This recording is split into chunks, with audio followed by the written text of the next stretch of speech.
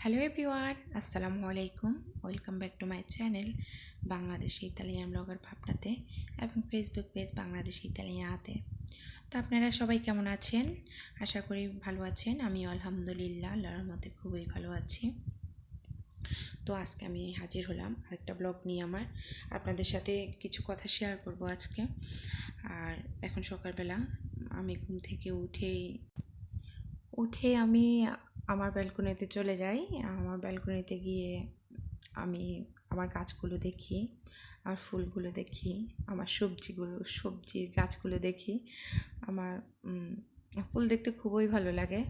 But আমি এখন summer চলে আসছে, তাই আমি টুকটাক সবজি গাছ রোগার চেষ্টা করেছি। তো এখানে আমি অনেক ভাবিদেরও দেখেছি যারা নাকি ব্যালকনিতে গাছ রুগলে এমন গাছ হয় না। তো আমি আসলে ট্রাই করলাম। আমি এর আগের বছরও আমি ব্যালকনিতে মরিচ গাছ, তারপর পুঁই শাকের গাছ রুকেছি। বেশ ভালো মরিচ হয়েছিল। তারপরে পুঁই শাকও আমি 3বারের মতো আমি রান্না করেছি। আমার বেশ ভালো পুঁই শাকও হয়েছিল। তো এবারও আলহামদুলিল্লাহ আল্লাহর রহমতে দেখলাম যে গাছ রুখেছি, ভালোই আসতেছিল। আমি আবার মাঝে দিয়ে আমার মরিচ গাছগুলোকে আমি 3G 2G কাটিং বলে, যেটা আমি প্রথমে 1G কাট দিয়েছি, তারপর 2G কাট দিয়েছি। তারপরে এই জন্য মরিচ গাছগুলো দেখতে এমন লাগছে। আবার শসা গাছে দেখছি যে শসাও ধরেছে, আসছে, ফুল করছে। তারপরে হচ্ছে এই যে লেবু গাছ দেখা যাচ্ছে। আমার লেবু গাছ অনেক অনেক প্রিয় একটা গাছ। তো আমি এটা লকডাউনের ভিতরে আমার বাসার নিচে বাংকার বসে, তো ওখান থেকে আমি এই গাছটা 8 ইউরো দিয়ে কিনেছি। 8 ইউরো দিয়ে কেনার পরে হচ্ছে যে অনেক দাম নিয়েছে। বাট আমার লেবু গাছে এত প্রিয় যে হচ্ছে যে টাকা আসলে কোনো কিছুই মনে করি নি, আমি নিয়েছি। তো এখন তখন আসলে লেবু ছিল একেবারে ছোটো ছোটো এবং ফুল ছিল। এখন মোটামুটি পুরো গাছ আমার লেবুয়ে ভরপুর। এই যে আমার বাসার নিচের সাইডটা খুব একটা ভালো দেখা যাচ্ছে না, কারণ হচ্ছে আমার বাসার নিচে কাজ চলতেছে, এই জন্য সব কিছু এলোমেলো। আর এখানে দেখা যাচ্ছে, যেগুলো দেখা যাচ্ছে এগুলো হচ্ছে ক্যাপসিকাম গাছ। আমি এগুলো নিজে মানে চারানো যেটাকে বলে, আমি নিজে চারাইছি এই ক্যাপসিকাম গাছগুলা। আর এই পাশে এখন যেটা দেখা যাচ্ছে এগুলো হচ্ছে মরিচ গাছ, একেবারে যেগুলা মানে অনেক ঝাল এই টাইপের মরিচ। এগুলো হচ্ছে মনে হয় লম্বাগুলো, আর এগুলো হচ্ছে যে গোলগুলা ছোট করে একগুলো আছে ওইগুলা। তো আমি এগুলা সামার যখন আসা শুরু করেছে তখন আমি এগুলো আসলে চারিয়ে নিয়েছি। বলি হয় কিনা দেখবে, হয়েছে অনেক ভালোভাবে, অনেক চারাই হয়েছে। তো এটা হচ্ছে আমার আরও একটা ফেভারিট গাছ, এটা হচ্ছে আমার অ্যালোভেরা গাছ। আমি অ্যালোভেরা বলতে অজ্ঞান। তো এই অ্যালোভেরাটা দেখেছি বেশ ভালো হয়েছিল। বাট এখন আমার মনে হয় এটা পাল্টাতে হবে। ও অ্যালোভেরা হিসাবেও মানে জায়গাটা ছোট। এগুলো আমি আমার বাসার করিডোরের সামনে দিয়েছি।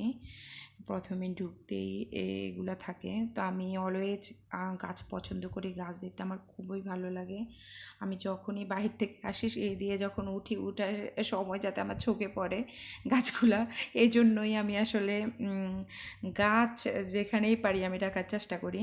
তবে আমার বেবিদের জন্য আমি বাসার ভিতরে গাছ রাখতে পারি না, ওরা দুজনেই এখনই অনেক ছোট। তো আশা করি সামনে রাখতে পারবো।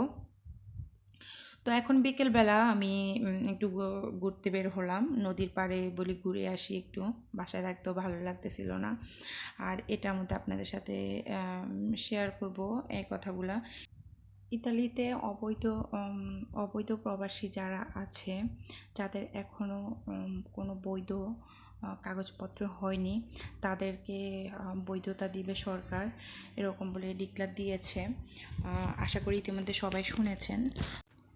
সরকার প্রায় দীর্ঘ 8 বছর পরে আবার ইতালিতে বৈধতা দেওয়ার ডিক্লার দিয়েছে। বাট ডিক্লারটা দেওয়ার পরে এমন শর্তগুলা জড়িয়ে দিয়েছে, যেখানে ঠিকমতো 1000 লোক, পুরো ইতালিতে 1000 লোকও বৈধতা জমা দিতে পারবে না।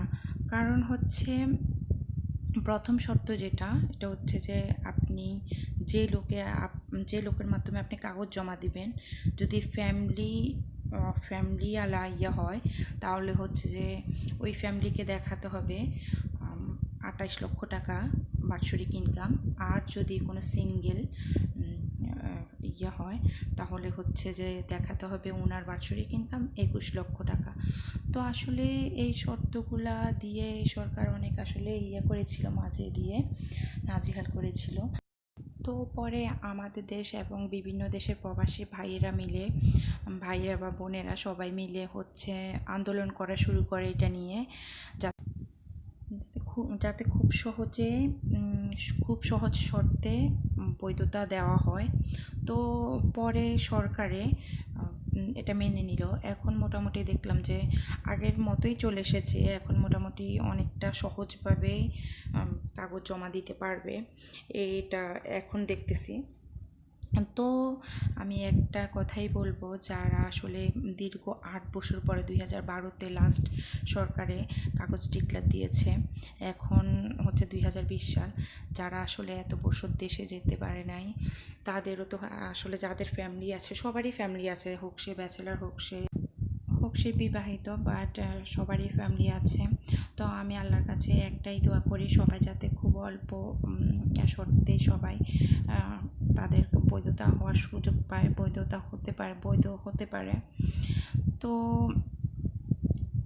এই যে আমি বিকেলবেলা এখন নদীর পাড়ে এসেছি।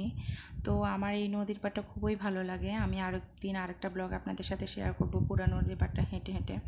তো ঠিক আছে, আজ আর না, আমার ব্লগ আমি এখানেই শেষ করলাম। সবাই ভালো থাকবেন, সুস্থ থাকবেন। আর যারা যারা আমার চ্যানেলটি এখনও সাবস্ক্রাইব করেনি, প্লিজ সাবস্ক্রাইব করবেন, পাশে থাকা নোটিফিকেশান বেলটা টাচ করে যাবেন, আর লাইক করবেন, কমেন্ট করবেন, অবশ্যই শেয়ার করবেন। ঠিক আছে, সবাই ভালো থাকবেন, সুস্থ থাকবেন। আল্লাহ হাফেজ, আসসালামু আলাইকুম।